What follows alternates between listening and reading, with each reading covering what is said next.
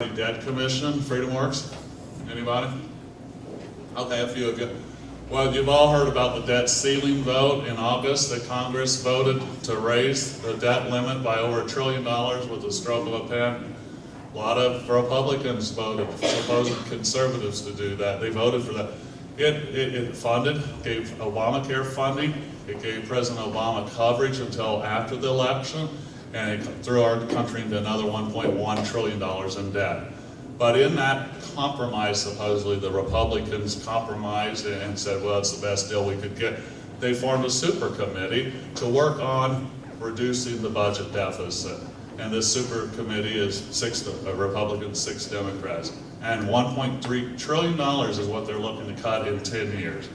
And you know, in federal dollars, I'm sorry, that's chump change. That's $100 billion a year. They spend $20 billion a day. So in 5 days, that's what they're talking about. And cut 5 days per year. And now, recently, and their deadline's next week, they've decided that they may not even be able to do that. But if they do, they'll just go to the automatic triggers of 600 million out of defense, and that's subjective. It's not specified where in defense, and although defense can be reformed and some of the waste cut out of it, but it's automatic, let's just throw it there. And the remaining is Medicaid, and where in Medicaid? It most likely in the providers, meaning your doctor, whatnot, their Medicaid coverage, or what they get from the government as payment, that's going to be reduced. So more and more doctors are dropping out of accepting Medicaid patients. So that's the default setting. Now, if they do this, it won't go into effect until January of 2013. And in between that time, they can ignore it, which is most likely, change the rules, and it won't ever happen. So it's been a farce from the get-go. They promised us one thing, they went small on what they said they would do, and then they're not even going to do that. So with that, back in June, FreedomWorks asked me to be one of 12 debt commissioners on the Tea Party side. You know, we're accused of by the left of the media that we don't have solutions, we're just angry and just yell and complain, but we don't bring solutions to the table. So what FreedomWorks' initiative is to let's mirror that super committee. Let's come with a legitimate plan from America, from Americans, average people, to seriously address the budget deficit. Now earlier, yes, it does not tackle the debt yet, but right now we're over 2.5 trillion a year negative on our budget. So that's how much we're adding to the debt every year right now, and actually it's accelerating every year. So we have to at least get the budget in balance. So what we did, we had field hearings around the country, 12 of them total. We had audiences about 2.5 times this size, and just average people giving their input. And we addressed everything with Medicaid, Medicare, Social Security, defense, automatic programs, everything that our budget encompasses. So, and I urge you guys to go to freedomworks.org. This is what we came up with. A bold $9.7 trillion plan over 10 years to cut the deficit. And yes, as I said, there weren't any sacred cows. Now, earlier, one of your speakers said, yeah, your parents, everyone's paid into Social Security, and it's not an entitlement. However, if we don't reform it, it's going to collapse. You can do the math that's in here. It clearly shows mathematical calculations. This program will collapse within the year 2025. If we don't all share something into this, we won't have a country. We're not going to have a country. Dollars won't mean anything. So what we did, we were willing to work out every Wednesday for 2.5 hours, teleconference with 12 commissioners around the state, as well as economists with the FreedomWorks organization. And that was from early August on, so it was a big commitment. We came up with these plans with direct input from the general public. They have a website that you could go to and answer various questions. Would you cut this or this? It gave you an either or. In some cases, you wanted to cut them both, but it was an exercise to narrow down what the average, on average, Americans wanted to cut. And some of them were departments like the Department of Education, Housing and Urban Development, Energy. You know, we had the Department of Energy back in the 1970s that came into existence to solve our energy dependence problem. You know, that's not working too good, so let's cut it. There's some agricultural farm subsidy cuts in here. It really is broad spectrum, but again, here you can get your own copy. It's downloadable on the internet on freedomworks.org. But really what happened, we had, for over a month, we had a Senate hearing room in the Russell Senate building, room 325. Senator Lee from Utah arranged that meeting, and we had 55 people from Indiana alone traveled by bus to be a part of that hearing on Thursday.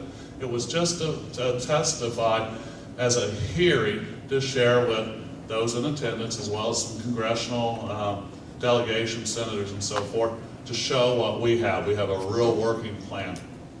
Everything was set. C-SPAN was to be there. A lot of media coverage, a lot of interest. Several from the congressional delegate. We had Congressional or Representative Flake from Arizona, Steve King, Representative Brown. There was 2 or 3 others that were supposed to be there, as well as Senator Rand Paul, and as I said, Senator Mike Lee. We were all there. My senator, or rather my Congressman Dan Burton, was in the room. He came in at the last minute to show support. And we had everyone in that room, about 200 people, and the Tea Party debt commissioners, as I said, my being one of them, and FreedomWorks. We had come in, we were going to come in right about the time it was supposed to start at 2 o'clock.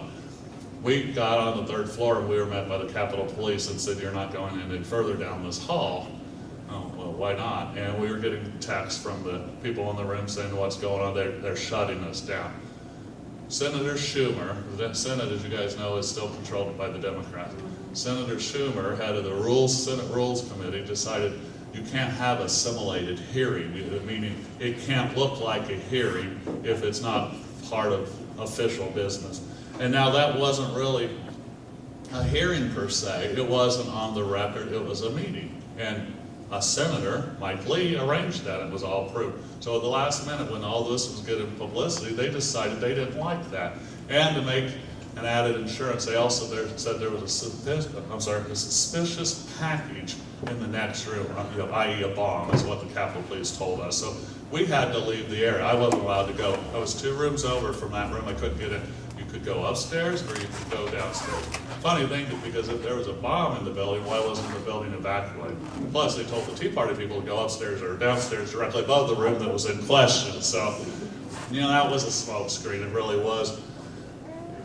Question is, why did they shut us down? Are they serious to cut this debt? We had, as I said, $9.7 trillion in cuts in a really workable plan. Would it be easy? No, but it's addressing those issues.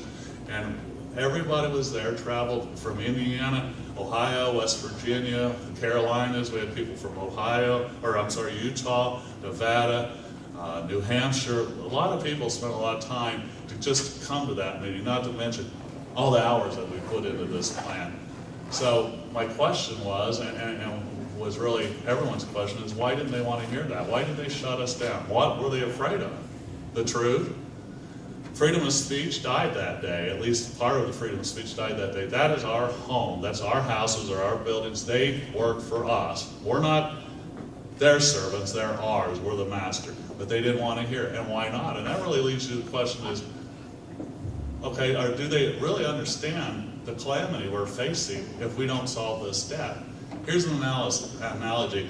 If you guys just have a budget in your household of $4,000 a year, $4,000, $2,500 of it is you're borrowing, meaning you're making $1,500. If you extrapolate that onto a federal level, the trillions, that's what we're talking about. Well, how many years could you run $2,500 in the hole every year? How many years could you do it? Not very many. Well, they're doing it on a mega scale, trillion. There's no way this is sustainable. So they have to understand that. If they don't, it begs the question is, they're not the right people to be there. And if they do understand that, but ignore it, $1.3 trillion in cuts instead of $10 trillion, why won't they do that? And the answer, maybe I'm a cynic, but in my world, it's simple. They don't want to because those dollars in the budget represent bought votes. Just be in power. That's all it is. They want to keep perpetual power, regardless of the consequences. And the consequences will be the collapse of our country.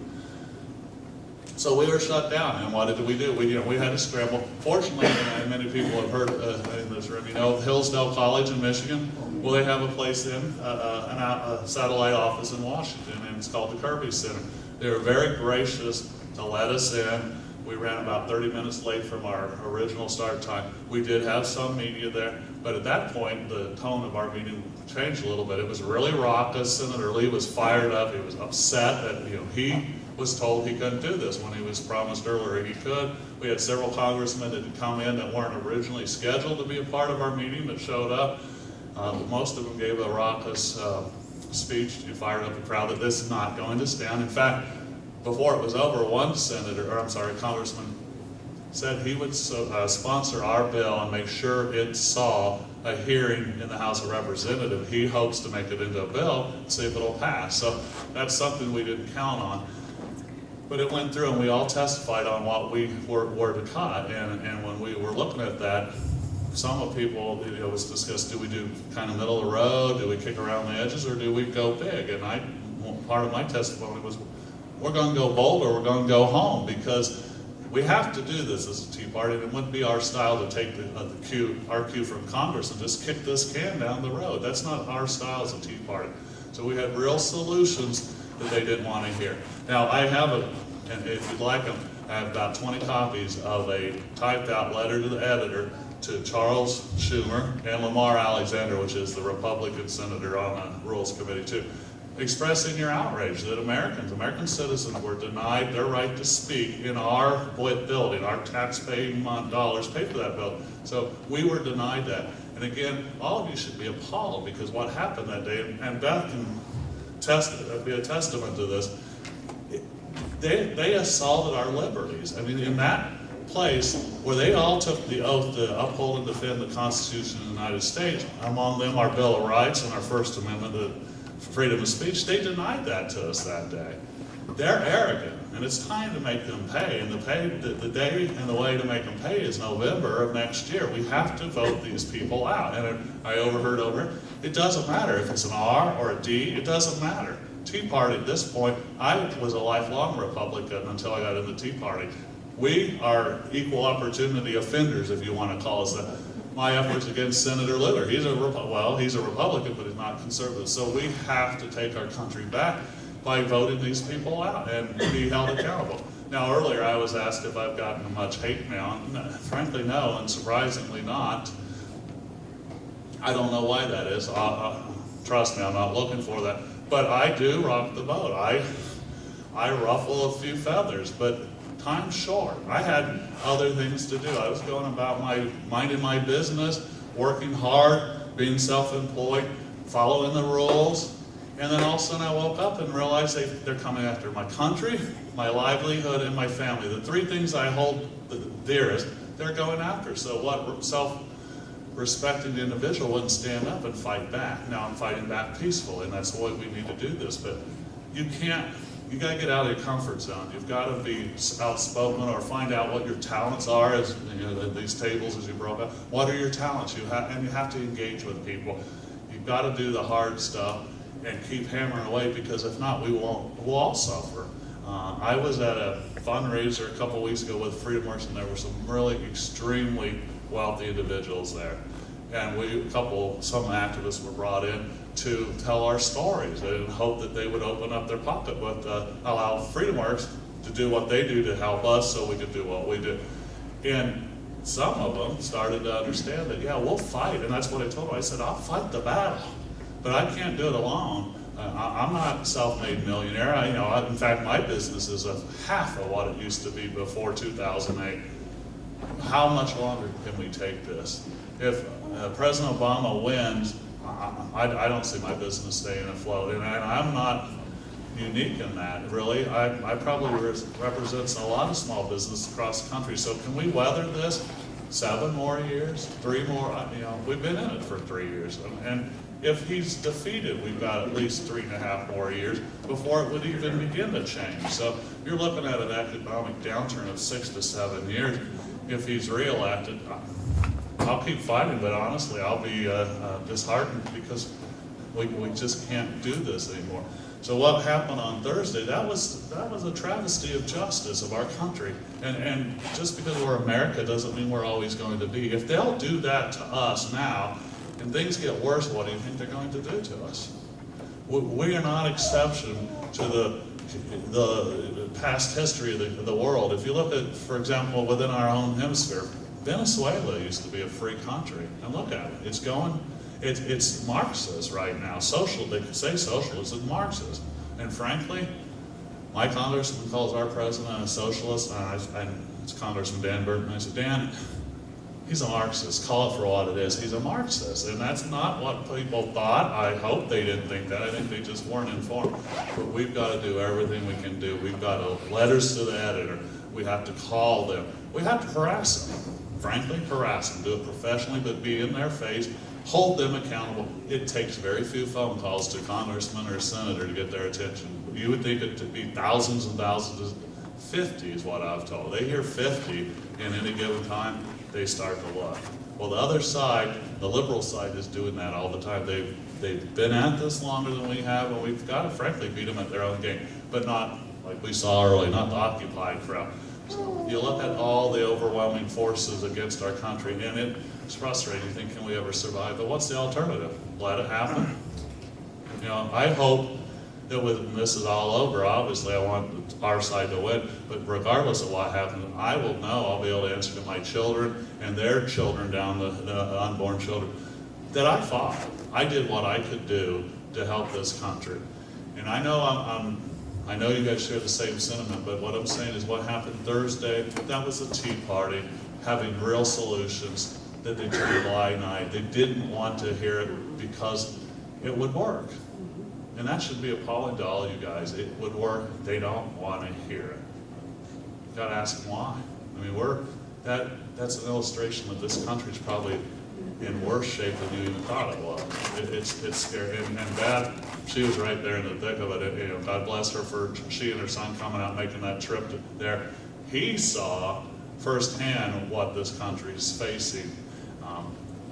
We need that. We need the young generation. We need everyone in between to fight this.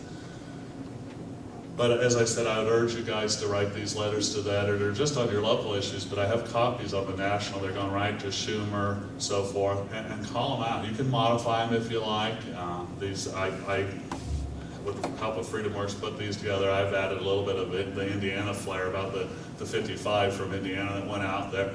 If you want to twist it around and modify, do that. But send it to your local paper, send it to the Indianapolis Star, send it to New York Times if you'd like. But make this story not get brushed under the rug. Most of you haven't even heard of it.